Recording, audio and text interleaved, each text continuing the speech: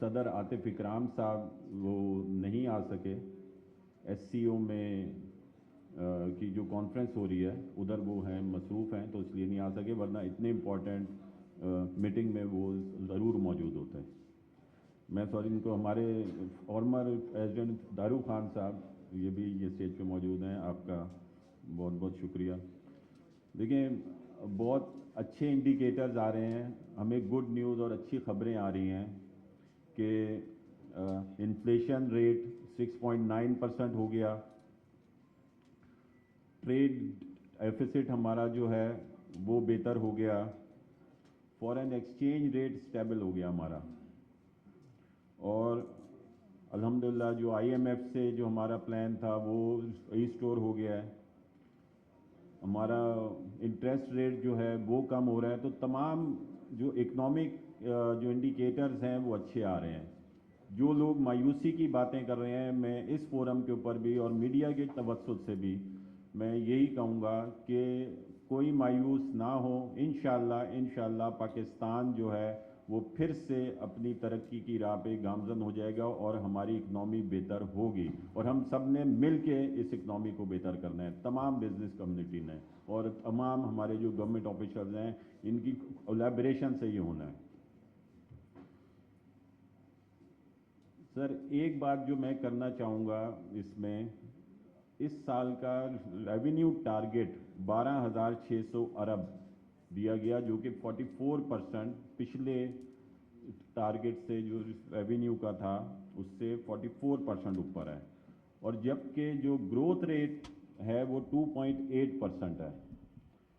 तो इसमें लामौला फिर वही होगा कि उस टारगेट को अचीव करने के लिए मज़ीद टैक्सेस आएंगे या फिर और वही कुछ होगा कि जो अभी कुछ सामने भी आएंगे, कुछ लोगों को नोटिस आते हैं, ऑडिट्स शुरू हो जाते हैं, ये तमाम चीज़ें फिर जब टारगेट अचीव नहीं होते। एक हमारा मौक़िफ़ है FPCCI का कि कहीं पर भी पूरी दुनिया में टैक्स का टारगेट नहीं दिया जाता कि ये टैक्स टारगेट है जो हमने अचीव करना है, हमें आप टारगेट दें कि कितनी एक्सपोर्ट करनी है, एक्सपोर्ट का टारगेट आप हमें दें, आप हमें इंडस्ट्रियल ग्रोथ का टारगेट दें, आप हमें जो है वो ये टारगेट दें कि कैसे इंडस्ट्री को फ्लरिश करना है हमने। वो जो ये वाला आपका टारगेट है ये ऑटोमेटिक अचीव हो जाएगा। लेकिन अगर आपका फोकस इस टारगेट पर होगा तो फिर बिजनेस एक्टिविटीज़ बहुत सारी मुतासर हो जाती हैं इस टारगेट को अचीव करने के चक्कर में। तो थोड़ा सा अगर माइंडसेट, थोड़ा सा अगर इसमें हम लोग मिल के बैठ के दोनों तरफ प्राइवेट सेक्टर और आप लोग अगर ये फिक्स कर लें कि आया कि हमने इस टारगेट के पीछे जाना है या हमने बिजनेस एक्टिविटीज़ कैसे बढ़ानी है, तो वही आपको मकसद आपका अचीव हो जाएगा। उस बिजनेस एक्टिविटीज़ को के साथ साथ आपका टारगेट भी अचीव होगा और हमने ही वो अचीव करके देना है आपको। इसमें सबसे इंपॉर्टेंट जो है वो है एक्सपोर्ट। एक्सपोर्ट कैसे बढ़ानी है? अल्हम्दुलिल्लाह हमारी एक्सपोर्ट बढ़ रही है, लेकिन उस तरीके से उस तरह नहीं बढ़ रही जिस तरह बढ़नी चाहिए।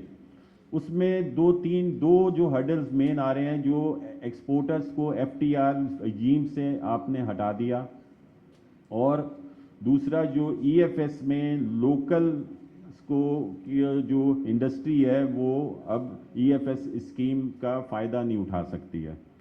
तो इन दो चीज़ों की वजह से मैं समझता हूँ जो हमारी एक्सपोर्ट और मज़ीद और अच्छी बेहतर होती, तो उसकी वजह से थोड़े से एक्सपोर्टर कुछ डिस्करेज हुए हैं और उस तरह से एक्सपोर्ट नहीं बढ़ सकी हमारी।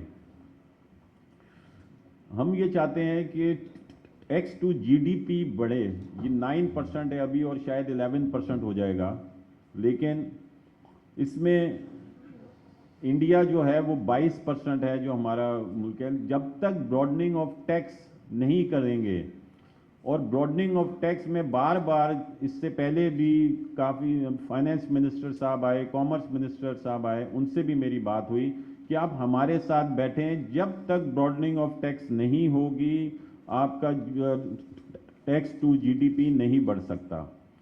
आपने आज 2 स्कीम लॉन्च की, हमसे मशवरा नहीं किया, हमें लूप में नहीं लिया।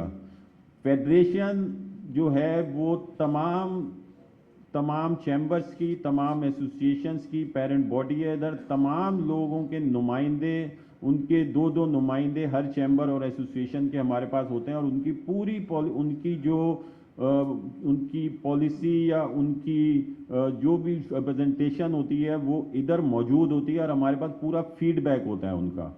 और जिस तरह हम आपको फिर उसमें मशवरा दे सकते हैं कि कैसे आपने ब्रॉडनिंग ऑफ टैक्स करनी है अंडर द अम्ब्रेला FPCCI, आप ये टारगेट अचीव कर सकते हैं, और फेडरेशन आपके साथ है। जो इनकम कर रहा है उसने इनकम टैक्स देना है, क्योंकि यही इनकम टैक्स अगर वो जब नहीं देते तो ये बोझ हमारे ऊपर आता है, और हम लोग इसको अचीव, फिर वही होता है कि टारगेट अचीव करना है, और वो अचीव हमने ही करना होता है। तो प्लीज़ इसमें भी हमारे साथ बैठें, कोई कमेटी बनाएं।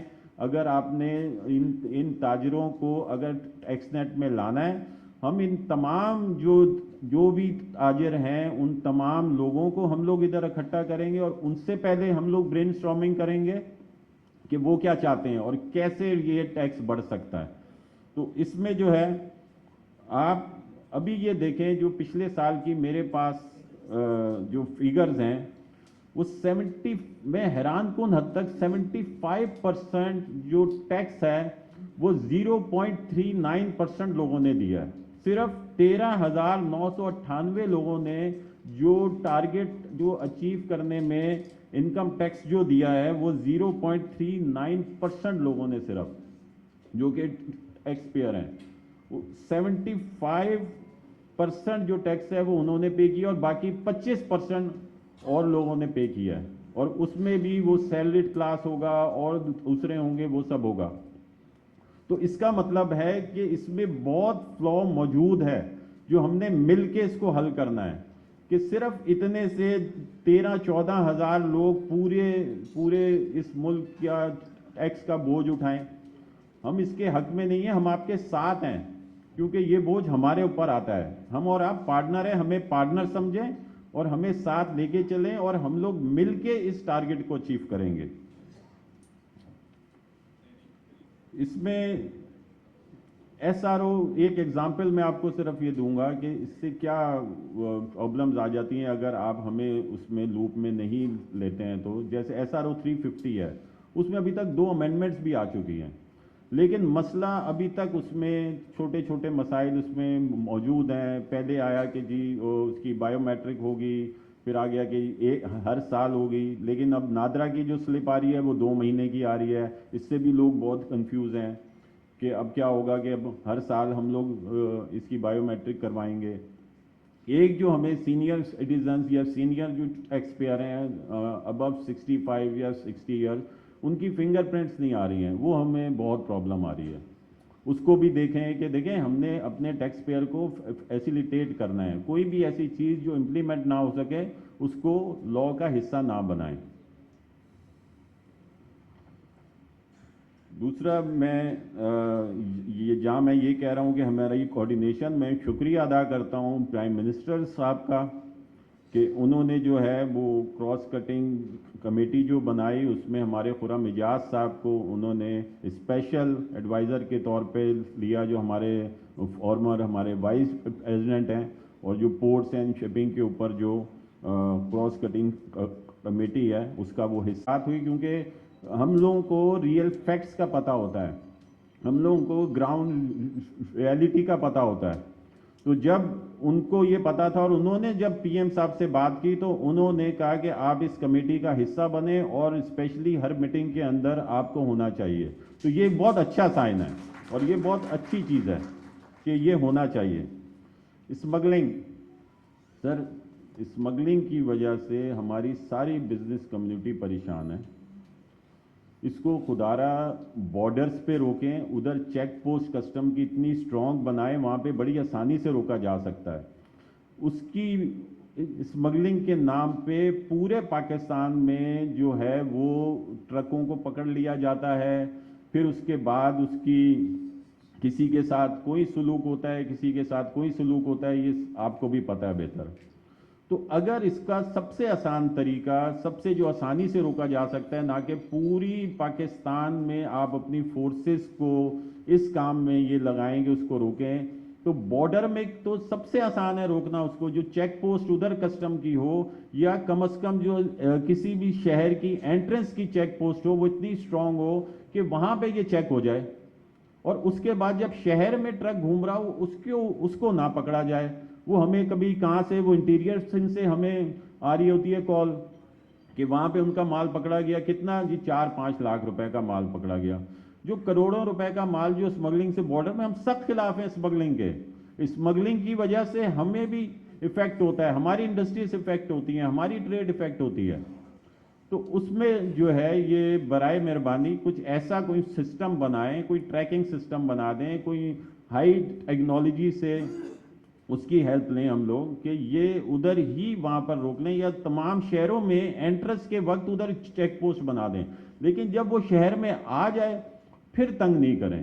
بہت بہت مسائل آ رہے ہیں، ہر روز ہمیں 4 سے 5 جو ہیں وہ ہمیں یہ کمپلینز آتی ہیں کہ جی میرا مال روک لیا، اب یہ ڈاکومنٹس میں نے پیش بھی کر دیے پھر بھی پرابلم ہے، کبھی کچھ وہ آپ کو پتہ ہے جب چھوٹے لیول پر یہ بات جاتی ہے تو پھر ہر کوئی کتنا پریشانی ہوتی ہے۔ 7E کا مسئلہ سر حل کر دیں،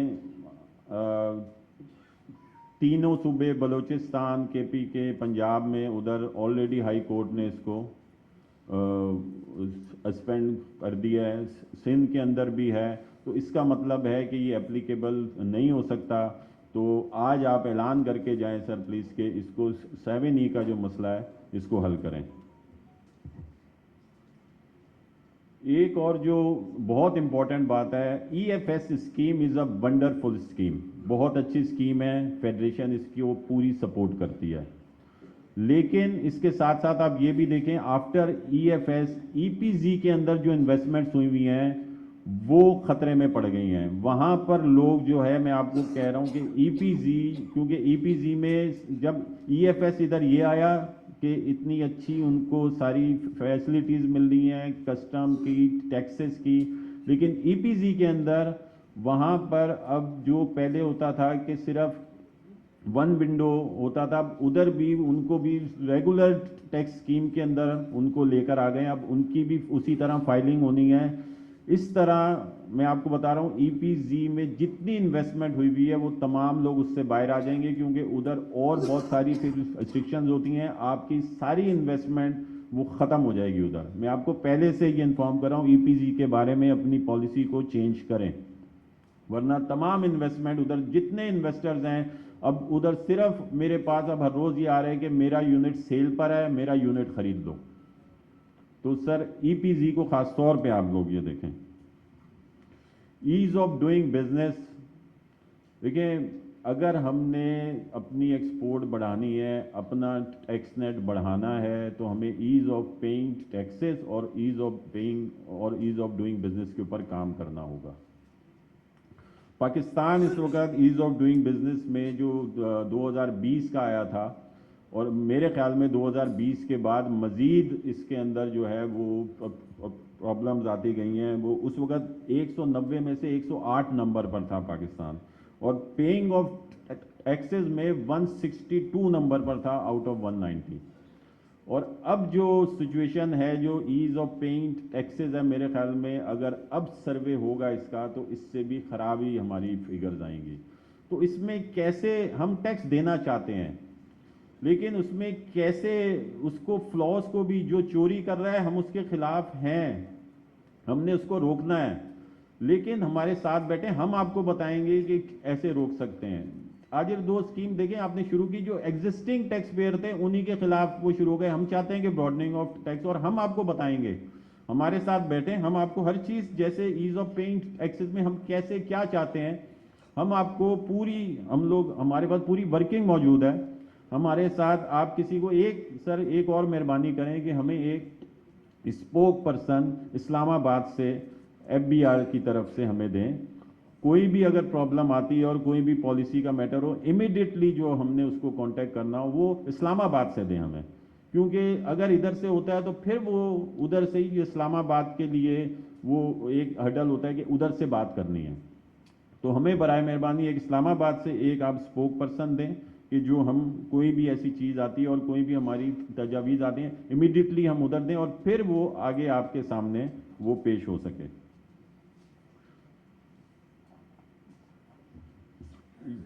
ہماری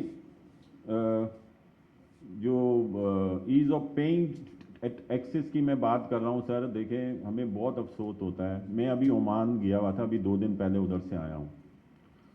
تمام لوگ، ہم لوگ تو ادھر ایکسپورٹ کی پروڈکٹس کو اپنی، ادھر ہماری ایگزیبیشن تھی، پاکستان سنگل کنٹری ایگزیبیشن تھی عمان میں ادھر گیا تھا اور ایف پی سی سی آئی نے آرگنائز کی تھی وہ ایگزیبیشن ادھر عمان میں.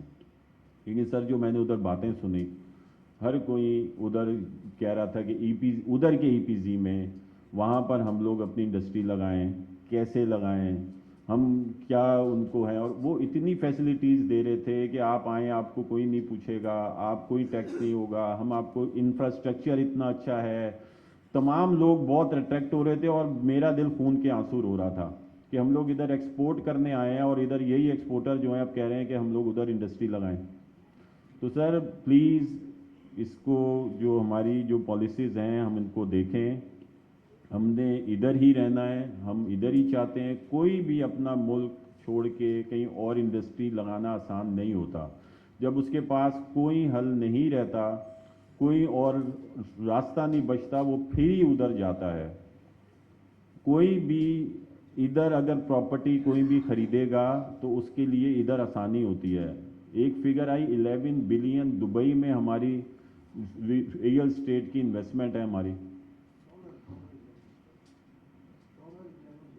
جی یو ایس ڈالر 11، ہاں 11 بلین ڈالر. تو وہ سر ہماری جو ہے، ہم لوگ یہ اگر ہماری ادھر انویسٹمنٹ ہو رہی ہے تو کیوں ہو رہی ہے، یہ ہم سب کو سوچنا ہے. ہم نے پرائیویٹ سیکٹر نے بھی سوچنا ہے اور آپ لوگوں نے بھی سوچنا ہے کہ کیا ایسے اقدام کریں کہ لوگ ادھر انویسٹمنٹ کرنے میں اپنے آپ کو سیف محسوس کریں. یہ ہم سب کی ذمہ داری ہے.